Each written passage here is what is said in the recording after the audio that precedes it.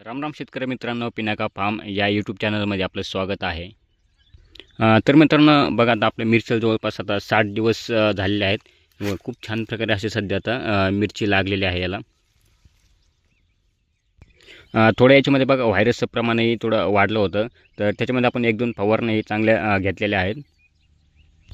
तर त्याच्यानंतर ते व्हायरसचे जे पानं होते ते थोडेफार असे क्लिअर व्हायला सुरुवात झालेली आहे.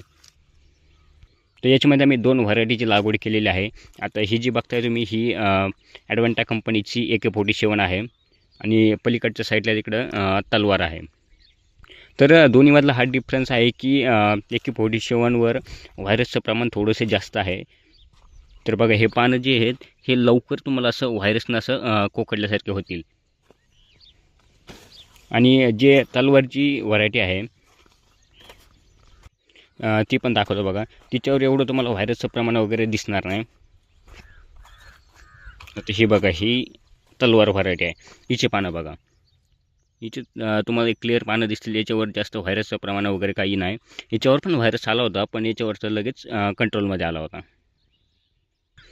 तर याला हे बघा मस्त चांगल्या प्रकारे असं सध्या आता मिरच्या लागायला सुरुवात झालेली आहे. हे बघा, आता हे बारीक बारीक अशा मिरच्या लागलेल्या आहेत. वाढ ही एकदम खूप छान प्रकारे वाढ अशी झालेली आहे. आणि ही जी AK-47 व्हरायटी हिची वाढ खूप प्रमाणामध्ये होते आणि फुटवे जास्त प्रमाणामध्ये निघत नाहीत. आणि ही जी तलवार व्हरायटी हिची हाईट थोडी कमी असते, पण फुटव्याचं प्रमाण त्याच्यामध्ये थोडंसं शिल्लक असतं.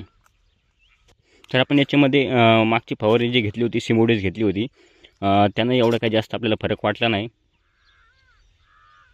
तर आपण याच्यामध्ये दर 5व्या-6व्या दिवसा मधून आपण एक स्प्रे घेत असतो, जेणेकरून व्हायरसचं प्रमाण नियंत्रणामध्ये येईल आणि जे नवीन असं जे पानं कोकडणार आहेत तेही व्यवस्थित होत जाईल.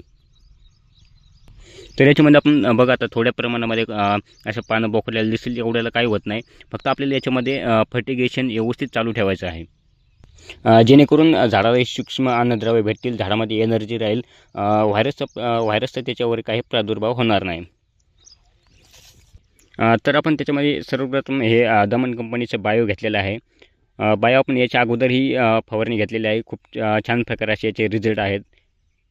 आणि आपल्याला हे मेन म्हणजे एक बायोस्टिम्युलंट म्हणूनही काम करतं आणि इन्सेक्टिसाईड म्हणूनही काम करतं. जे रसशोष किडे असतात त्याच्यावर खूप छान प्रकारे असं काम करतं.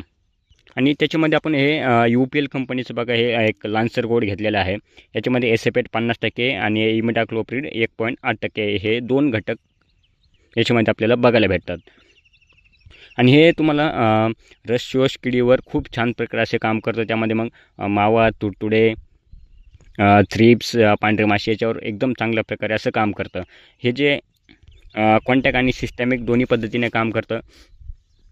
सिस्टम म्हणजे आपण जेव्हा फवारणी करतो तेव्हा झाडाच्या पानाच्या खालूनही जे किडी असतात त्याचाही त्याच्यामध्ये नायनाट होतो. आणि एकदा झाडामध्ये जर हे औषध गेलं, जर नंतरही किड्याने वगैरे पानं जर खाल्ले तरीही त्या किड्याचा त्याच्यामध्ये एक मृत्यू होतो. त्यामुळे आपल्याला दोन्ही पद्धतीने त्याच्यामध्ये रिझल्ट बघायला भेटतो. अशा या दोन्हीच्या कॉम्बिनेशननुसार आपण आज इथं फवारणी घेणार आहेत. आणि मिरचीमध्ये आपल्याला जवळपास 5-6 दिवसानंतर फवारणी घेणं खूप गरजेचं आहे. जर त्याच्यामध्ये जर डिले होत गेला तर आपल्याला हे असे लगेच पानं अशा कोकडा होताना आपल्याला बघायला भेटतील. मग त्याच्यावरती नियंत्रण आणणं ते एक आपल्याला खूप कठीण जातं, मग खर्चही वाढत जातो. हे बघा, आता बऱ्याच झाडांना असं हे बघा, आता भरपूर असे मिरच्या लागायला अशी सुरुवात झालेली आहे. फुलंही भरपूर प्रमाणामध्ये आहेत. हे बघा, फुलाची संख्याही खूप आहे. आणि आता खूप छान प्रकारे असे सध्या मिरच्यासुद्धा लागायला सुरुवात झालेली आहे.